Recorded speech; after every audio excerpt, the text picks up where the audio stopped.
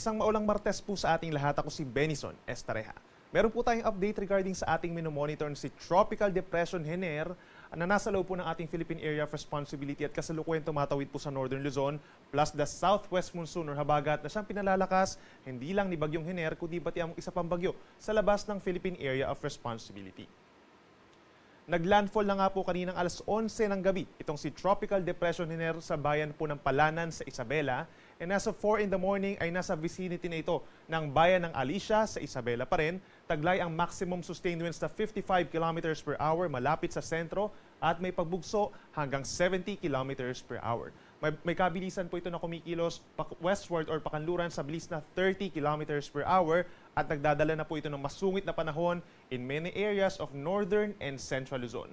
Dito naman po sa southern Luzon, Visayas and Mindanao, andyan pa rin ang habagat or southwest monsoon na siyang pinalalakas nitong si Bagyong Hener at si Bagyong Pulasa na nasa labas pa rin ng ating Philippine Area of Responsibility and soon ay papasok na rin ng ating PAR.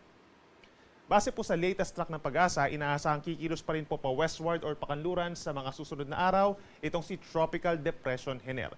Maring bago po magtanghali ay mag-emerge na ito sa may West Philippine Sea at maring lumakas pa as a tropical storm. So maring magkaroon na ito ng international name mamayang hapon. And then from hapon hanggang gabi, mananatili pa rin sa karagatang sakop ng Pilipinas itong si Bagyong Hener hanggang sa makalabas ng ating Philippine Area of Responsibility bukas ng madaling araw hanggang sa patungo po dito sa pagitan ng Southern China and Vietnam.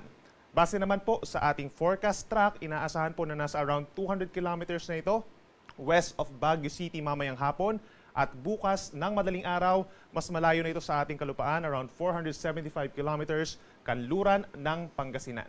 Base rin sa ating latest track, yung ating circle na kulay dilaw po, kung mapapansin nila, ito yung associated po sa malalakas na hangin dulot po nitong si Bagyong Hener. Maring doon sa ating forecast probability po, yung ating cone of probability, bahagyang umangat dito sa may parteng Ilocos Sur, yung sentro nitong si Bagyong Hener, o maring bumaba sa may Pangasinan mamayang tanghali. Sa ngayon po nakataas ng tropical cyclone wind signal number 1 sa mas maraming lugar dito sa may mainland Luzon, kabilang na dyan ng Cagayan, Isabela, Quirino, and Nueva Vizcaya. Buong Cordillera region, meron pa rin po tayong tropical cyclone wind signal number 1, kabilang ng Apayao, Kalinga, Abra, Ifugao, Mountain Province, and Benguet. Buong Ilocos region, from Ilocos Norte down to Ilocos Sur, La Union, and Pangasinan, may signal number 1 pa rin po. At hanggang dito po sa may Central Luzon, kabilang ng Zambales, Tarlac, Nueva Ecija, Pampanga, Bulacan, and Aurora. Signal number 1 na rin po sa northern portion of Bataan, kabilang ng Dilalupihan, Orani, and Hermosa. Northern portion pa rin of Quezon, kabilang ng Polillo Islands, General Nakar, and Infanta. Northern portion of Rizal, kabilang mga bayan ng Rodriguez and San Mateo.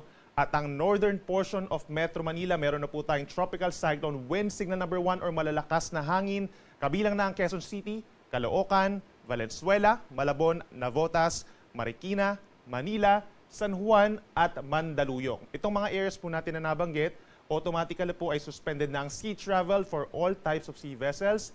Dahil within 24 hours, magiging malakas po ang hangin around 40 to 55 kilometers per hour at bukod pa dyan, magkakaroon din po na paminsan-minsang malalakas na mga pag-uulan. And speaking of pag-ulan, asahan po natin yung heavy to intense rains dun pa rin po sa areas na pinakamalapit dito kay Bagyong Hener plus the habagat sa may western sections pa ng Southern Luzon and Visayas. Heavy to intense rains or hanggang 200 millimeters na dami ng ulan for today lang po yan. Cagayan, Isabela, Quirino, Apayao, Kalinga, Mountain Province, Ifugao, Ilocos Norte, Aurora, hanggang dito sa may Palawan, Occidental Mindoro, Aklan, Antique, and Negros Occidental. Moderate to heavy rains naman po ang asahan or pabugso-bugsong malakas na ulan sa natitirang bahagi ng Cordillera Region and Cagayan Valley, rest of Ilocos Region, Nueva Ecija, Bulacan, Quezon, Rizal, hanggang dito sa may Bicol Region at natitira pang bahagi ng Mimaropa, Western Visayas, and Negros Island Region. And other parts of the country, kabilang po ang Metro Manila, asahan pa rin po ang makulimlim na panahon na sasamahan din ng kalat-kalat ng mga pagulan and thunderstorms dahil pa rin yan sa southwest monsoon or habagat. Bukas at sa makalawa, aasahan pa rin po natin ang pamisa-misang malalakas na pagulan in some areas. Epekto pa rin po yan ng southwest monsoon at kabilang na dyan, by tomorrow hanggang 200 millimeters sa dami ng ulan pa rin sa Palawan, Occidental Mindoro, Aklan, Antique, and Negros Occidental. Habang meron tayong moderate to heavy na mga pag-ulan, dito pa rin po sa may norte, Ilocos Region, Cagayan Valley, Cordillera Region, Zambales, Bataan. Mas lalakas pa po ang ulan sa Metro Manila, gayon din sa Calabarzon, Bicol Region, Central Visayas at natitira ring bahagi po ng Mimaropa, Western Visayas and Negros Island Region. Dahil ito po yung time na papasok na itong bagong bagyong si Helen. And then pagsapit po ng Thursday, September 19, Occidental Mindoro pa rin po makakaranas ng pinakamararaming ulan, habang sa Metro Manila possible po ang moderate to heavy rains pa rin po lalo na sa umaga hanggang tanghali, as well as La Union, Pangasinan, Zambales, Bataan, Aklan, Antique at natitira pang bahagi ng Mimaropa. Kaya naman po patuloy na paalala sa ating mga kababayan, mag-ingat pa rin po sa mga pagbaha, lalo na po sa mga low-lying areas at yung mga hindi typical po na binabaha. Possible din po na magkaroon ng mga flooding sa inyong areas. Possible din po yung pag-apaw at pagragasan ng mga ilog, lalo na yung mga downstream. At possible din sa mga bulubundukin na lugar kabilang ng Cordillera Region, mga landslides, rain-induced landslides or pagguho ng lupa.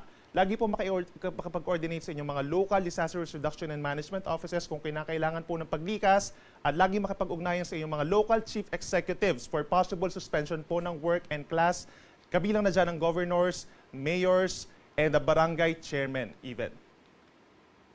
At para naman po sa malalakas na hangin, dulot pa rin ng southwest monsoon. Bukod pa dun sa binanggit natin na signal number 1, meron din po tayong mararanasan ng mga pagbugso dahil sa habagat over Batanes, Mimaropa, down to Bicol Region, Visayas, and Mindanao.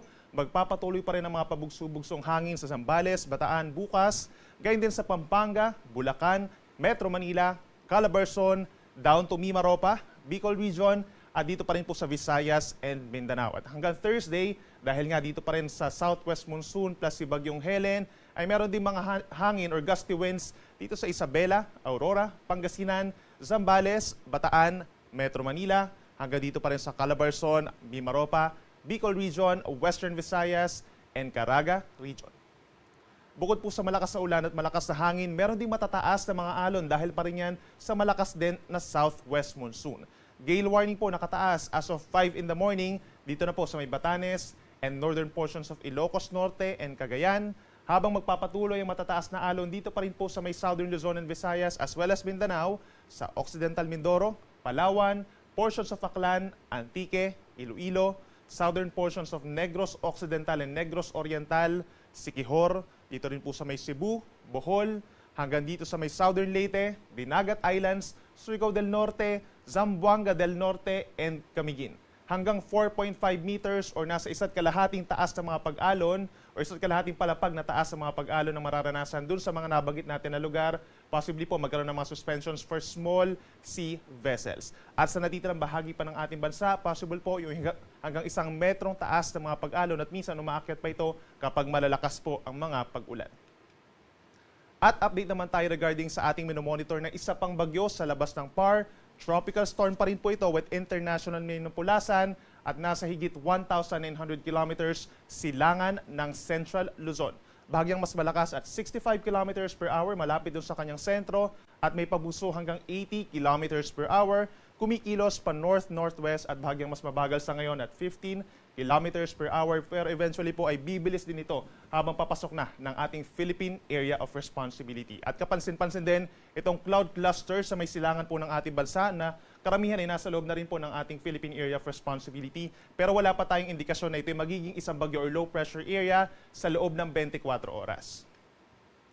Base naman po sa pinakahuling track pa rin na pag-asa, papasok ng Philippine Area of Responsibility itong si Bagyong Pulasan mamayang gabi at tatawagin po natin na Bagyong Helen. Ito yung magiging pang-4 na bagyo for the month of September at pang-8 naman for 2024.